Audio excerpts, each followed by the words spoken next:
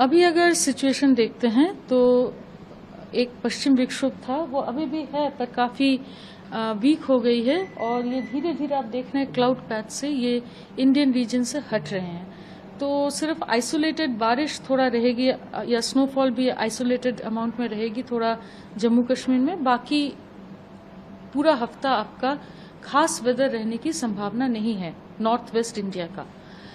मगर इसके साथ साथ स्ट्रांग विंड्स भी ब्लो कर रहे हैं और जिसके चलते आपका पूरा नॉर्थ इंडिया में यानी कि आपका जम्मू कश्मीर, हिमाचल प्रदेश, उत्तराखंड, पंजाब, हरियाणा और उत्तर प्रदेश और मध्य प्रदेश तक स्ट्रांग विंड्स 20 से 30 किलोमीटर प्रति घंटा चल रही है।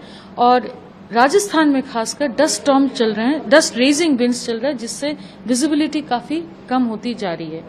ये 2 दिन तक चलेगा, यानी कि आज 28 तारीख और 29 तारीख को चलेगा। उसके बाद से ये विंड्स रुक जाएगी। मगर इसके विंड्स के चलते हुए एक और चीज हो रही है कि जो नॉर्थ वेस्टर्ली विंड से जो थोड़ा सा कोल्ड एयर एडवेक्शन से टेम्परेचर कम होने लगी है, उसी के साथ साथ जैसे क्लियर स्काइज में लोकल हीटिंग से जो मैक्सिमम टेम्परेचर बढ़ने का संभावना होती है, ये स्ट्रांग विंड्स के कारण वो हीटिंग भी एडवेक्ट हो जाएगी आउट ऑफ द रीजन, जिसके कारण टेम्परेचर्स काफी डिप करने का संभावना है नॉर्थ वेस्ट इंडिया में मैक्सिमम टेम्परेचर्स।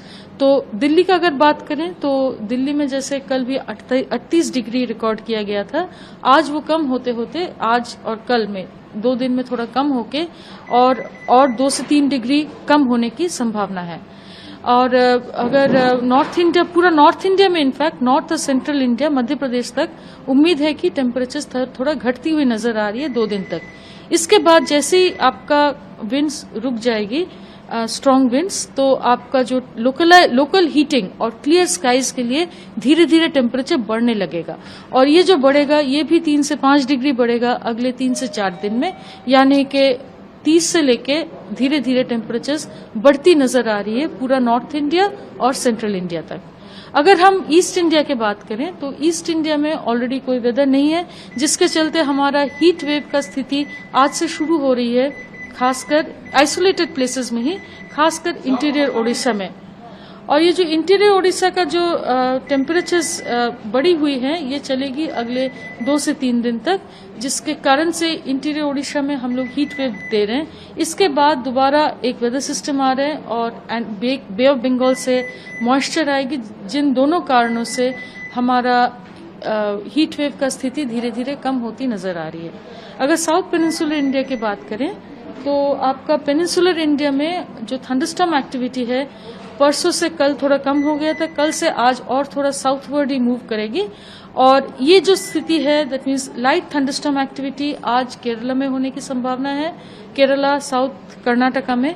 मगर परसों से ये दोबारा बढ़ेगी, कल थोड़ा सा और बढ़ेगा, परसों से बढ़ के डे 5 यानी कि 1 तारीख तक हमारी उम्मीद है कि महाराष्ट्र और नॉर्थ कर्नाटका में थंडरस्टॉर्म एक्टिविटी काफी सीवियर होने की संभावना है। येलो अलर्ट आपका आज है, आज और कल जैसे आपका स्ट्रांग विंड्स के कारण पूरा नॉर्थ इंडिया में है। थंडरस्टॉर्म्स के कारण आज जैसे आपका साउथ कर्नाटका और केरला में है और तमिलनाडु में। कल सिर्फ केरला में होगी और आगे कल से ही थोड़ा धीरे धीरे नॉर्थवर्ड भी आपका कोंकण में भी बढ़ेगी और उससे आगे येलो अलर्ट में ही साउथ वेस्ट पेनिनसुलर इंडिया में रहेगी।